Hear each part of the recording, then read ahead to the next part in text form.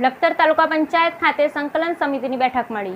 લખતર તાલુકા પંચાયત કચેરી ખાતે તાલુકા સંકલન સમિતિની બેઠકનું વઢવાણ લખતર પ્રાંત અધિકારી એન.ડી. ધુળાના અધ્યક્ષસ્થાને આયોજન કરવામાં આવ્યું હતું, જે સંકલન સમિતિની બેઠકમાં લખતર પાટડી ધારાસભ્ય પી.કે. પરમાર હાજર રહ્યા હતા.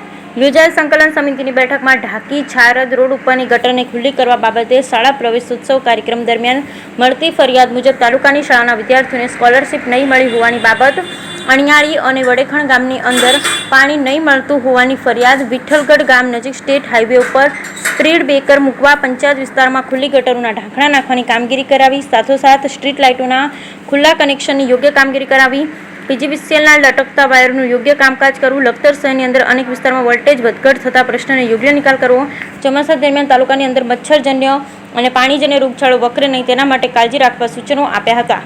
ખાસ કરી પ્રાંત અધિકારી દ્વારા બેઠકમાં ઉપસ્થિત રહેલા વિવિધ વિભાગના અધિકારીને કોઈપણ વિભાગની બેદરકારીના કારણે કોઈ નિર્દોષ લોકોને ઈજાઓ કે મોતને ના ભેટે તેની ખાસ તકેદારી રાખવા સાથે લાગતા વળગતા અધિકારીઓને પ્રશ્નોની વહેલી તકે યોગ્ય નિકાલ કરવા સૂચનો કરવામાં આવ્યા. Bureau report Jayendrasinh Zala, Lakhtar.